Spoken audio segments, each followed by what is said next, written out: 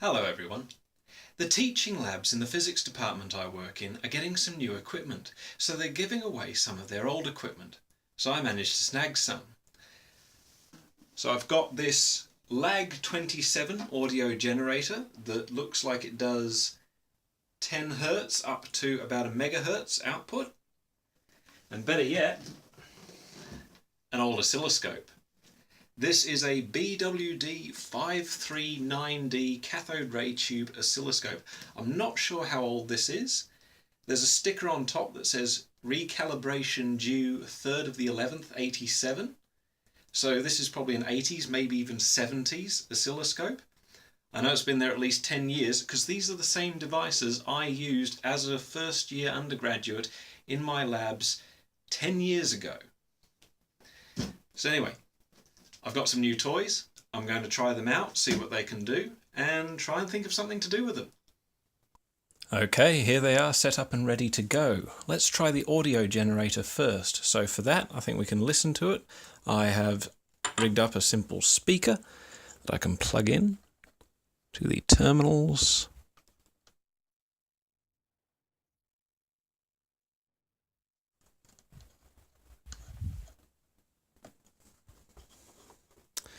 Right, now I think I'll try a kilohertz to begin with and see how it sounds.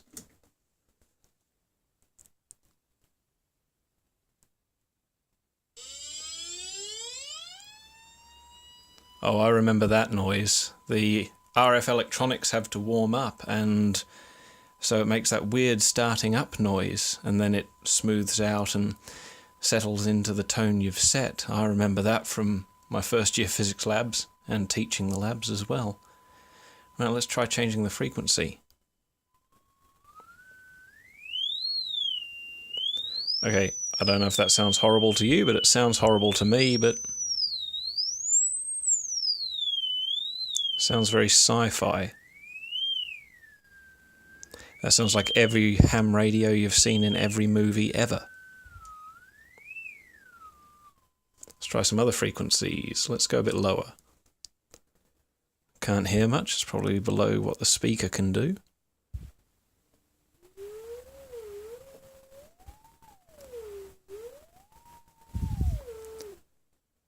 Okay, let's see what its upper limit is. Okay, so there's a kilohertz. Well, 10 kilohertz. There's 10 kilohertz. Let's go up.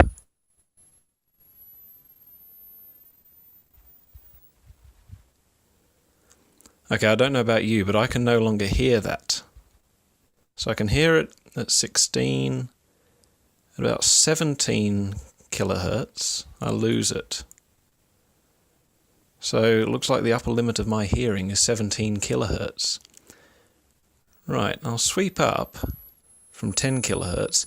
Let me know in the comments when it drops out for you and you can't hear it anymore.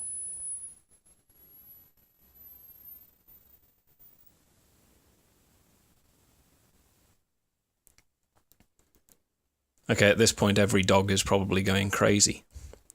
Right, let's drop back to something more normal. Right, a kilohertz. I can hear that. Right, let's try the oscilloscope.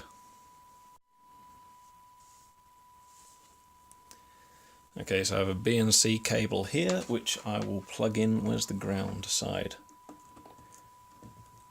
Plug into the tone generator and plug the other end into the oscilloscope without crushing that wire. Okay, let's switch the oscilloscope on.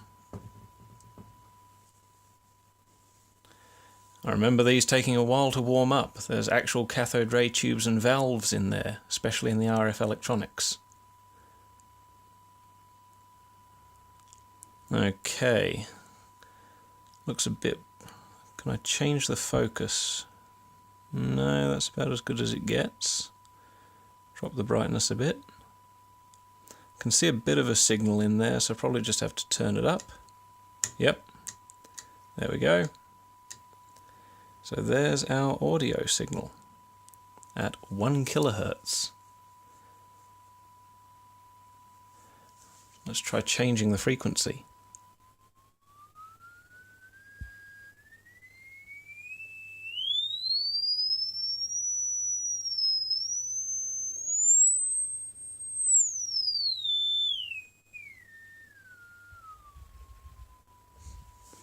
drop it down a bit. Oop.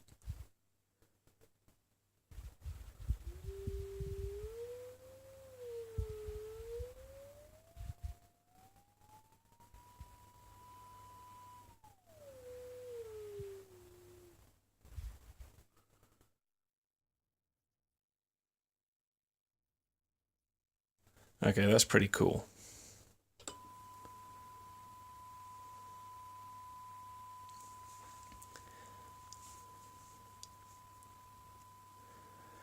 Right, well, I'm going to stop the annoying noise now, so I'm going to unplug the speaker. Oh, and the signal on the oscilloscope is now a lot bigger. There we go. Back to something more normal, about centered. So what have we got here? We've got focus, horizontal, control, trigger level. It's on auto, apparently. Yeah, okay, so that just behaves like any normal trigger. Looks like I can leave it on auto for now. Right, what happens if I change the waveform to square wave? I get a square wave. Good. That is exactly what I'd expect. Right, let's try the frequency limits of this thing. So this signal generator can go up to 100 times 10,000, so it can give me a megahertz. The time per centimeter on the oscilloscope goes up to 0.5 microseconds. So that'll give me about 2 megahertz per centimeter. I guess that's a centimeter grid on the screen.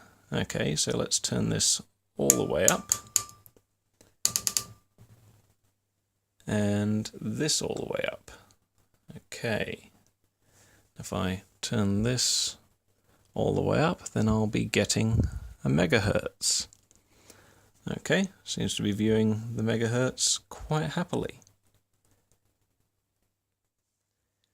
Okay, I just looked up the manual for this oscilloscope, the BWD539D. I can get the PDF manual online for this thing.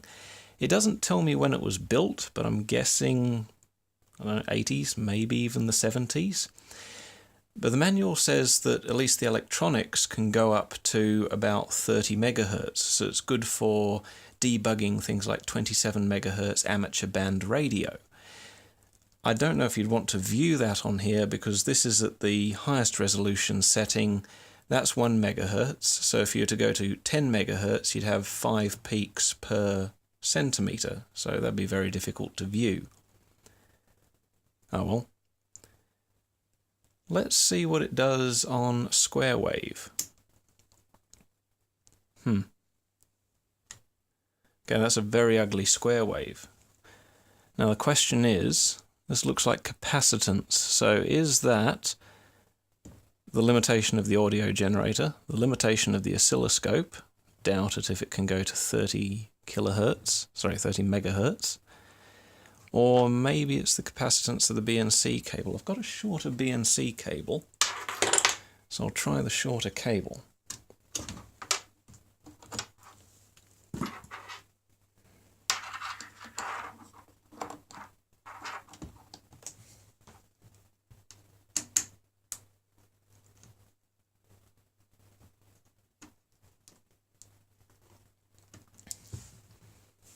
Okay, I think the shorter cable helped a little bit, so it's possibly a combination of capacitance of the cable and limitations of the audio generator in generating the high harmonics that are required to make a square wave at this frequency.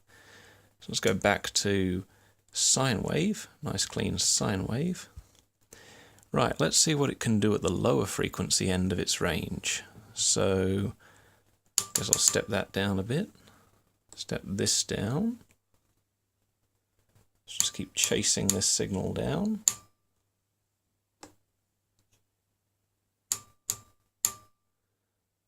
Okay. What are you seeing on camera? You seeing it flicker on camera?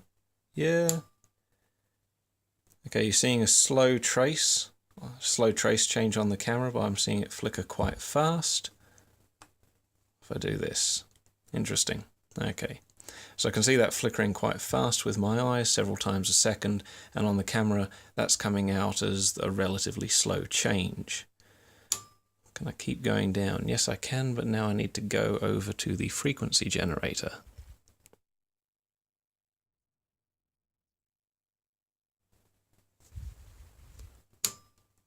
Ooh.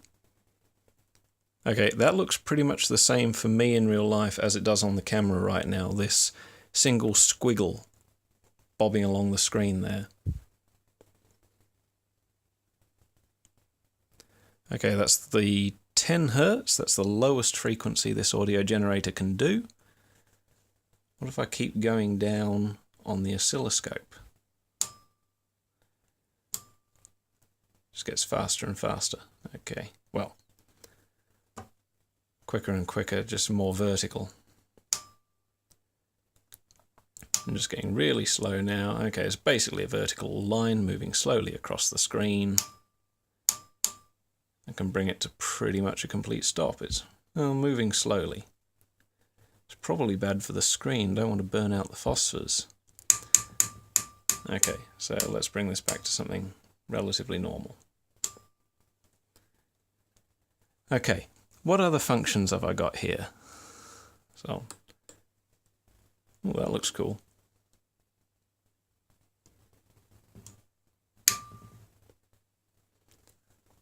Turn it back to a kilohertz. Just a kilohertz was nice on this thing, had a nice steady waveform. Yes, vernier calibration. Okay.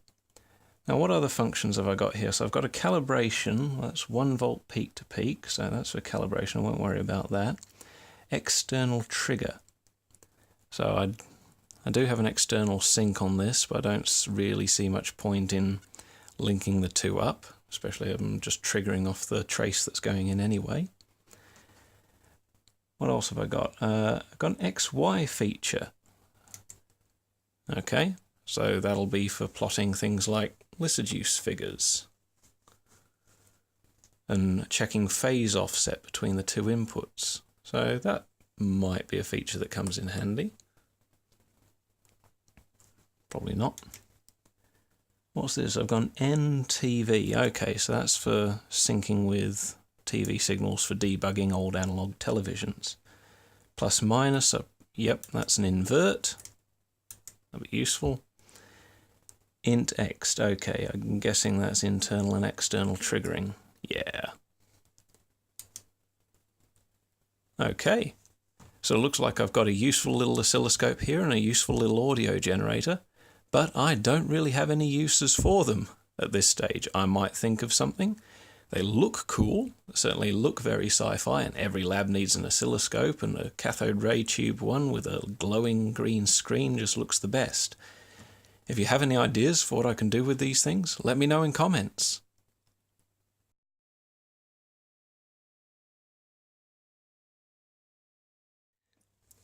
One quick test I realised I could do would be to test the pulse width modulation output of a radio control receiver.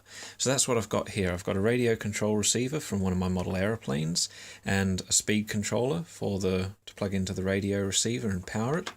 And I've got a spare servo lead here that's connected to this alligator clip setup, and that's taking the signal to the oscilloscope.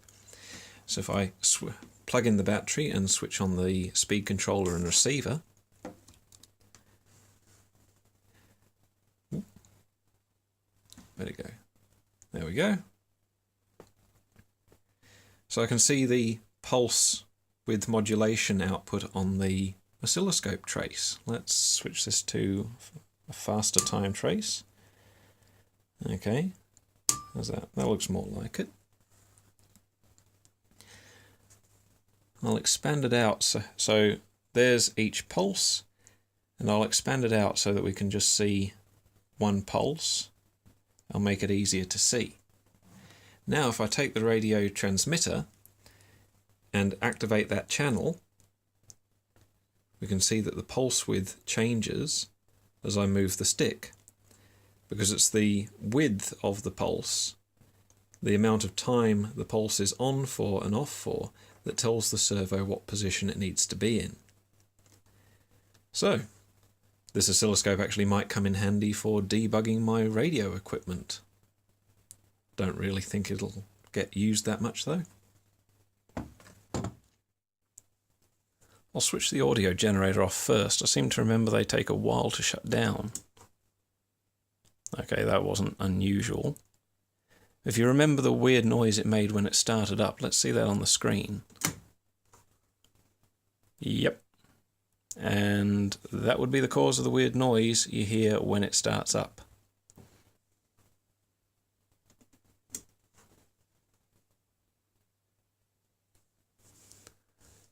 Well, I'm pretty pleased with my new toys.